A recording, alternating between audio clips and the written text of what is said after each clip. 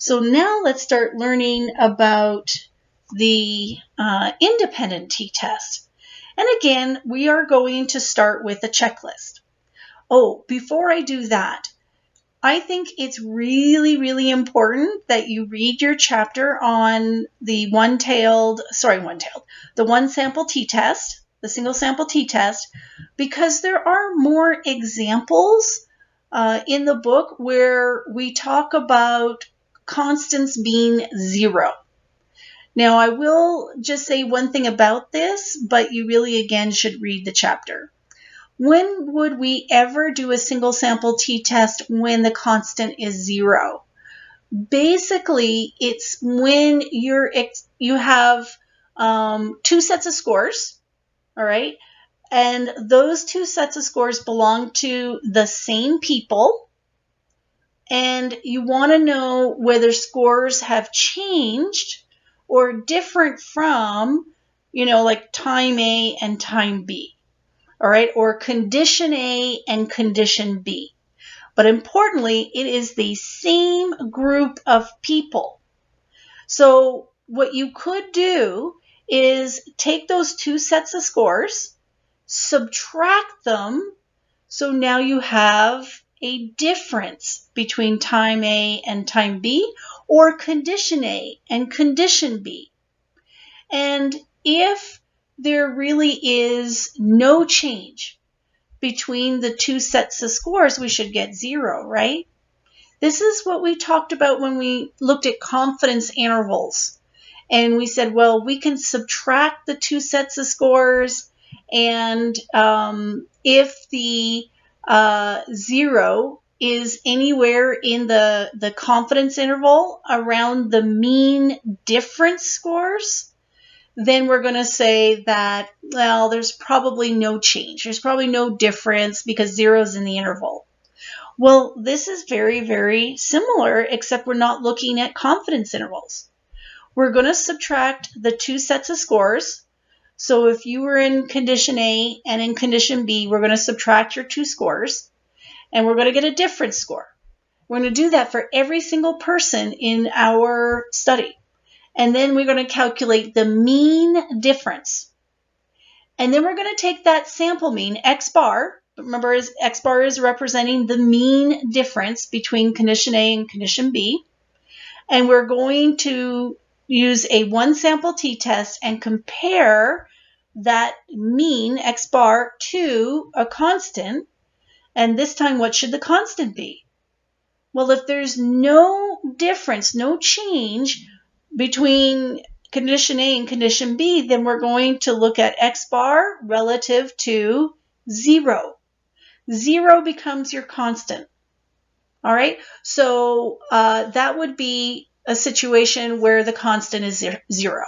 So whenever you're looking at two sets of scores and you subtract them, and you want to know whether or not, again, you're doing that because you want to know if there's been a change from time A to time B, or are scores in condition A the same or different from scores in condition B.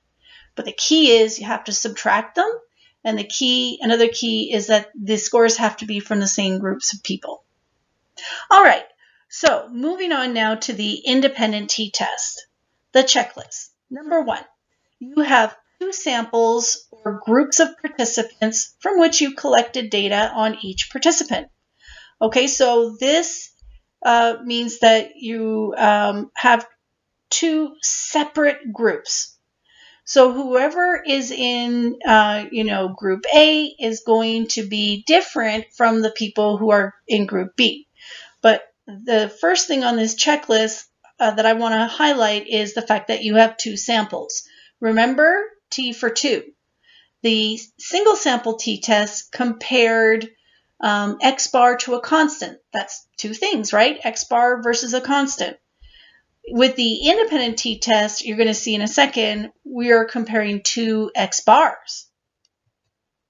All right. So the second criteria is you wish to know if the sample means are significantly different from each other. So this is the symbol for X bar. So you want to know if X bar for group 1 is different from X bar for group 2. And you have all their data.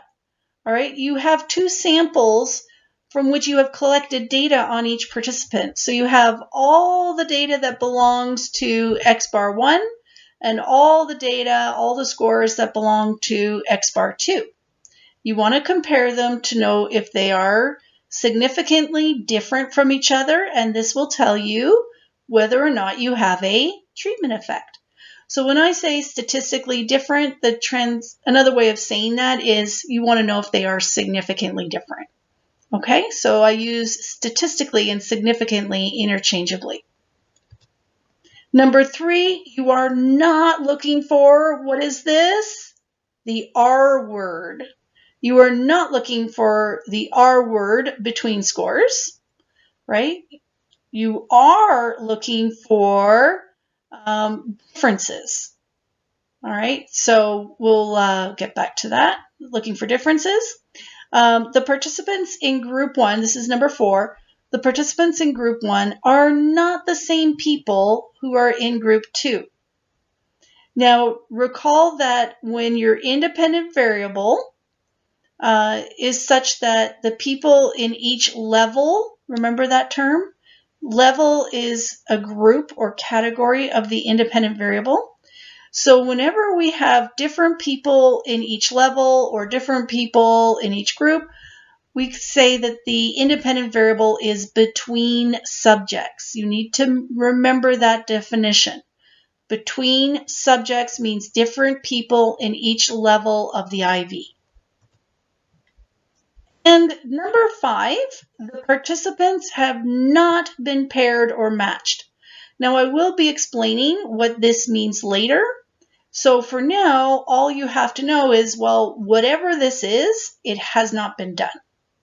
So those are the 5 things that you need to run through in your head or whatever to verify that you are in fact or should be using this independent t-test. If you say no to any one of these 5, then that means this is not the right test you should be using. This is the wrong test for you. Okay, let's look at the hypotheses. Just like the single sample, the single sample t-test, the hypotheses can be non-directional or directional. So if it's non-directional, that would look like this. So HO, null, none, and nothing, is just saying mu1 equals mu2. There's nothing there. Nothing other than sampling error. That's what you would have seen in your samples, is just sampling error.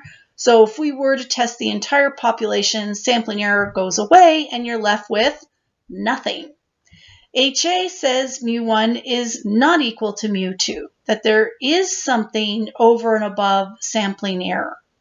And again, it's non-directional because we're just saying they're going to be different. We're not saying how they're going to be different. That, if you specify the direction of the difference, then it becomes directional.